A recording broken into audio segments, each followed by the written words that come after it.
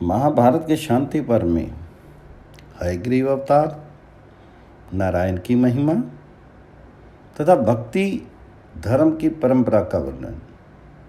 शौनक ने पूछा, भगवान, हमने परमेश्वर के महात्मा को सुना तथा उन्होंने धर्म के घर में जो नर नारायण को अवतार धारण किया था वह बात भी मालूम हुई।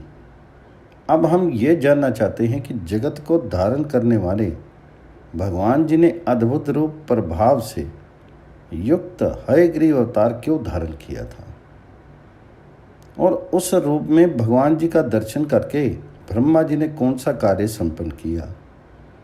तो सोती ने कहा, शौनक, भगवान जी के हयग्रीव अवतार की चर्चा सुनकर राजा जनमेजय को भी तुम्हारी ही तरह संदेह हुआ था। तब उन्होंने इस प्रकार प्रश्न किया, विप्रवर, ब्रह्मा जी ने भगवान जी के जिस हयग्रीव रूप का दर्शन किया था वह किस लिए प्रकट हुआ, ये बताने की कृपा करें। तो वैशंपायन जी ने कहा, राजन, इस जगत में जितने प्राणी हैं वे सब ईश्वर के संकल्प से उत्पन्न हुए पंच महाभूतों से युक्त हैं। विराट स्वरूप भगवान नारायण इस जगत के ईश्वर और सृष्टा हैं।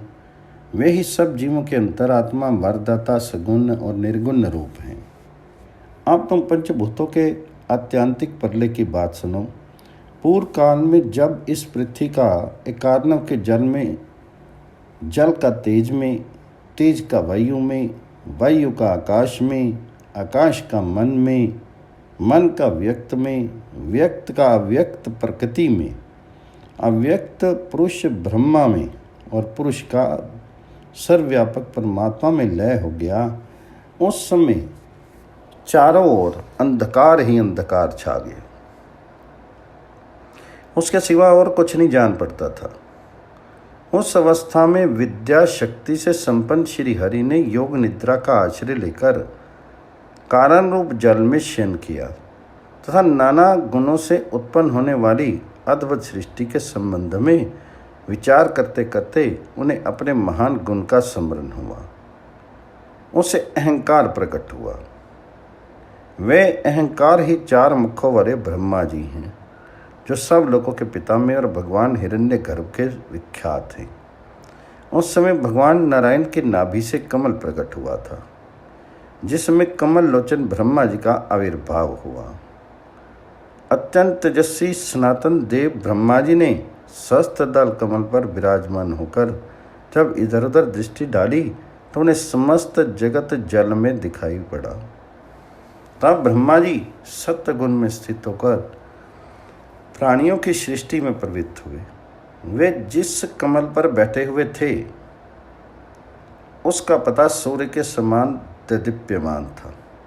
उस पत्ते पर पहले से ही भगवान नारायण की प्रेरणा से जल की दो बूंदें पड़ी थी, जो रजोगुण और तमोगुण की प्रतीक थी।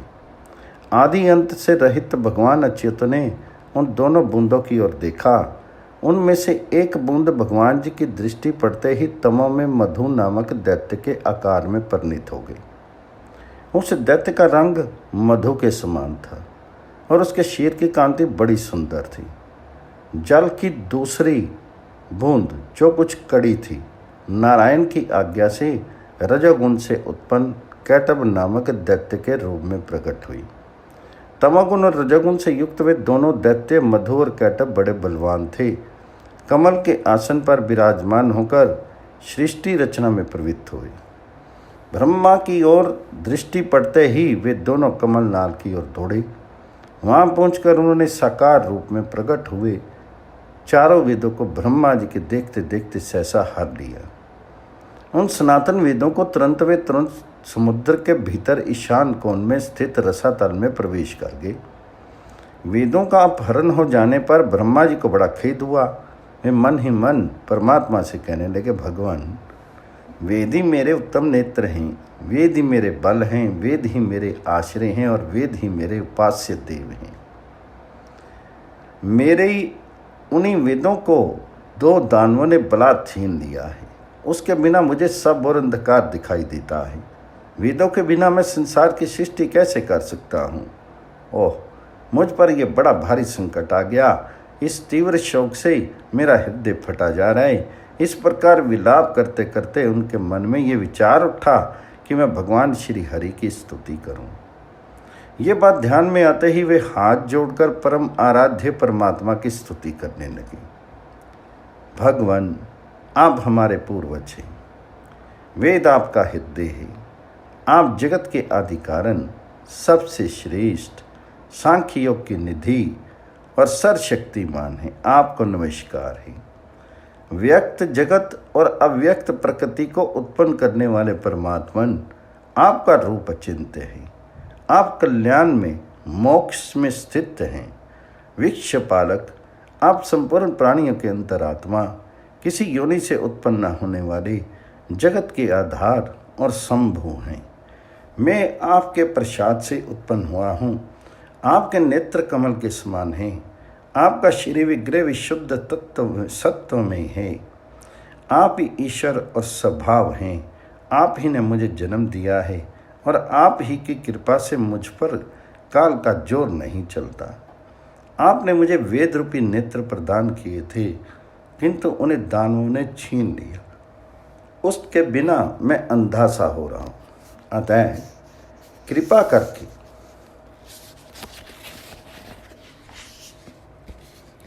पुनः उन्हें वापस ला दीजिए, क्योंकि मैं आपका प्रिय भक्त हूँ और आप मेरे प्रीतम स्वामी हैं। ब्रह्मा जी की इस प्रकार स्तुति करने पर सर्वव्यापक भगवान नारायण योग निद्रा का त्याग करके वेदों का उद्धार करने को तैयार हो गए। उन्हें अपने ऐश्वर्य के द्वारा दूसरा शीर धारण किया, जो चंद्रमा के समान कांतिमान था। उसका मस्तक घोड़े के मस्तक के समान श्वेतवर्ण और वेदों का आश्रय था। उनकी नासिका भी बड़ी सुंदर थी। नक्षत्र और ताराओं से युक्त स्वर्ग उनका सिर था। सूर्य की किरणों के समान चमकीले बड़े बड़े बाल थे।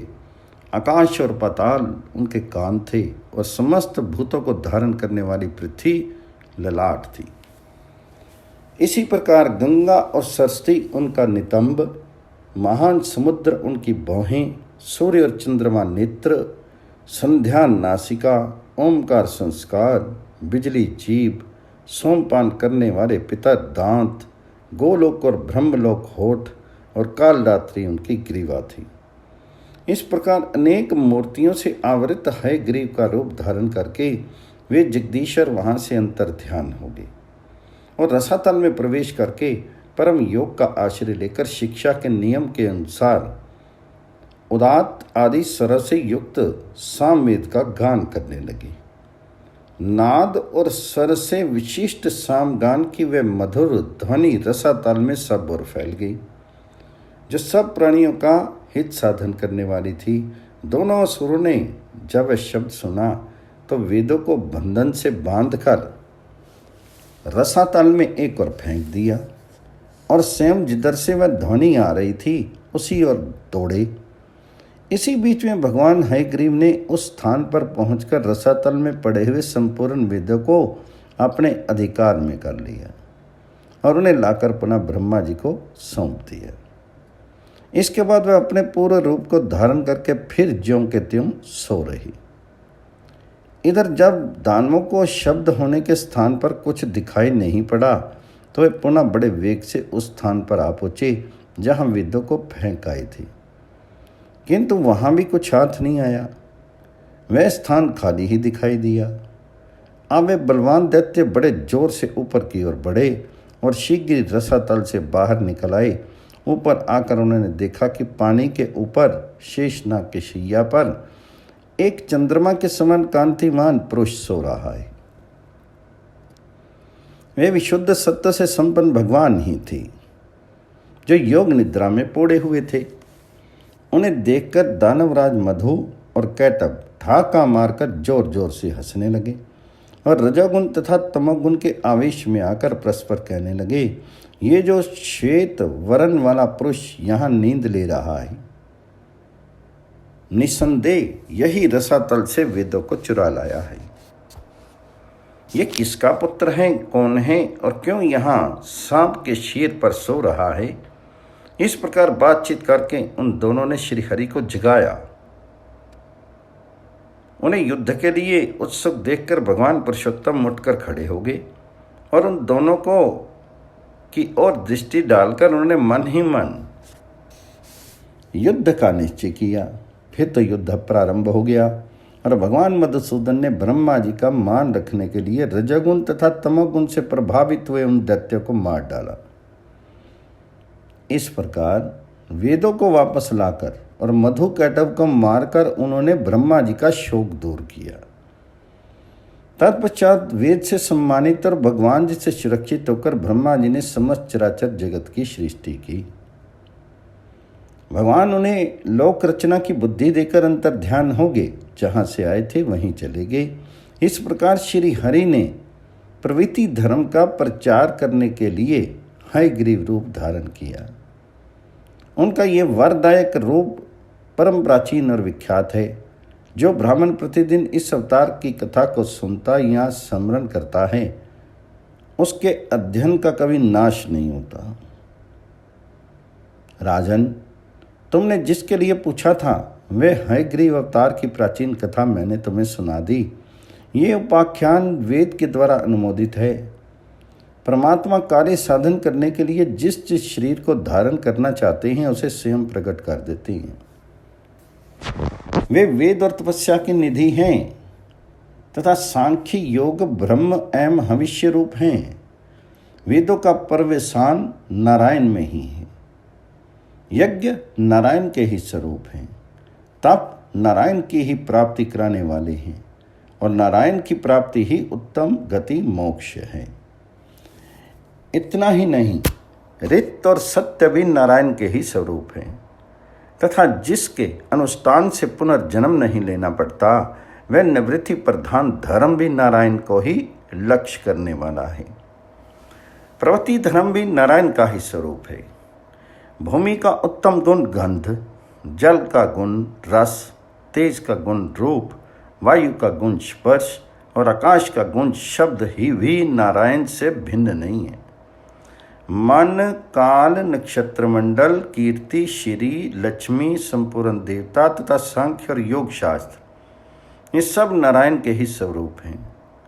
पुरुष, प्रधान, प्रभाव, कर्म तथा देव, ये जिन वस्तुओं के कारण हैं वे भी नारायण रूपी हैं। अधिष्ठान, कर्ता, भिन्न भिन्न प्रकार के करण, नाना प्रकार की अलग अलग चेष्टाएं तथा देव, इन 5 कारणों के रूप में सर्वत्र श्री हरि ही विराजमान है। जो लोग सर्वव्यापक हेतुओं से तत्व को जानने की इच्छा रखते हैं, उनके लिए महायोगी नारायण ही एकमात्र ज्ञातव्य तत्व हैं। संपूर्ण लोक, ब्रह्मा आदि देवता, महात्मा ऋषि, सांख्य के विद्वान, योगी और आत्मज्ञानी यति, इन सब के मन की बातें भगवान जानते हैं, किंतु उनके मन में क्या है ये किसी को पता नहीं। समस्त विश्व में जो लोग देवताओं के लिए यज्ञ और पितरों के लिए श्राद्ध करते हैं, दान देते हैं, उन महान तप करते हैं, उन सब के आश्रय भगवान विष्णु ही हैं। वे अपने ऐश्वर्य योग में स्थित रहते हैं। संपूर्ण प्राणियों के आवास स्थान होने से उन्हें वासुदेव कहते हैं। ये परम महर्षि नारायण नित्य महान ऐश्वर्य से युक्त और गुणों से रहित हैं। जो भी जैसे गुणहीन काल ऋतु के गुणों से युक्त होता है, उसी प्रकार वे भी समय समय पर गुणों को स्वीकार करते हैं। उन महात्मा के गमन अगमन को कोई नहीं जानता। जो ज्ञानी महर्षि हैं वे ही उन नित्य अंतर्यामी परमात्मा का साक्षात्कार करते हैं। जन्मेजय ने कहा, ब्राह्मण, भगवान अनन्य भाव से भजन करने वाले अपने सभी भक्तों को प्रसन्न करते हैं और उनकी विधिवत की हुई पूजा को स्वीकार करते हैं। यह कितने आनंद की बात है। संसार में जिन लोगों की वासनाएं दग्ध हो गई हैं और जो पुण्य पाप से रहित हो गए हैं, उन्हें परंपरा से जो गति प्राप्त होती है उसका भी आपने वर्णन किया है। किंतु मेरी समझ में जो ब्राह्मण उपनिषदों सहित संपूर्ण वेदों का विधिवत से अध्याय करते हैं तथा जो संन्यास धर्म का पालन करते हैं, इन सब से उत्तम गति उन्हीं को प्राप्त होती है जो भगवान जी के अनन्य भक्त हैं। भगवान, इस भक्ति रूप धर्म का किसने उपदेश किया है? इसका आदि उपदेशक कोई देवता है या ऋषि?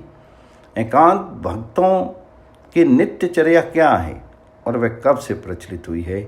मेरे इस संदेह को दूर कीजिए, क्योंकि मुझे इन सब बातों को जानने की बड़ी उत्कंठा है। तो वैशंपायन जी ने कहा, राजन, जिस समय कौरव और पांडवों की सेनाएं युद्ध के लिए कुरुक्षेत्र के मैदान में डटी हुई थी और अर्जुन युद्ध में मनमाने हो रहे थे, उस समय स्वयं भगवान जी ने उन्हें गीता में इस धर्म का उपदेश दिया तथा सृष्टि के आदि में जब भगवान नारायण से ब्रह्मा जी का मानसिक जन्म हुआ, उस समय उन्होंने भी अमित तेजस्वी ब्रह्मा जी को इस धर्म का उपदेश दे करके कहा, तुम युगों के धर्म तथा निष्काम कर्म का विधान करो। ये आदेश देकर वे अज्ञान अंधकार से परे अपने परम धाम को चले गए। तत्पश्चात सबको वर देने वाले लोक पिता में ब्रह्मा जी ने स्थावर जंगम रूप संपूर्ण जगत की रचना की। सृष्टि के प्रारंभ काल में जब अत्यंत उत्तम सत्य युग का आरंभ हुआ था, उस समय ब्रह्मा जी ने दक्ष प्रजापति को उस धर्म का उपदेश किया था। दक्ष ने अपने ज्येष्ठ दौत्र आदित्य को, जो सविता विवस्वान से बड़े थे, ये धर्म बतलाया। उससे विवस्वान ने प्राप्त किया। फिर त्रेता के आरंभ में विश्वास ने मनु को, और मनु ने लोक कल्याण के लिए अपने पुत्र इक्ष्वाकु को उस धर्म का उपदेश दिया। तदंतर इक्ष्वाकु के उपदेश से इसका विश्वव्यापी प्रचार हो गया। जब संसार का प्रलय होगा तो फिर ये धर्म भगवान नारायण में ही लीन हो जाएगा। नारद जी ने साक्षात जगदीश्वर नारायण से रहस्य और संग्रह सहित इस धर्म को प्राप्त किया था। इस प्रकार ये महान धर्म सबसे प्रथम और सनातन है। इसके तत्व को समझना और इसका ठीक ठीक पालन करना कठिन है, तो अभी भगवान जी के भक्त इसे सदा धारण किए रहते हैं। इस धर्म को जानकर क्रिया द्वारा अच्छी तरह पालन करने तथा अहिंसा धर्म में स्थित रहने से भगवान श्री हरि प्रसन्न होते हैं। राजन, मैंने गुरु के प्रसाद से अनन्य भक्तों के धर्म का वर्णन किया है। जिसका अंतःकरण शुद्ध नहीं है, उसके लिए इस धर्म को ठीक ठीक समझना कठिन है। भगवान में एकांत भक्ति रखने वाले मनुष्य प्रायः दुर्लभ हैं।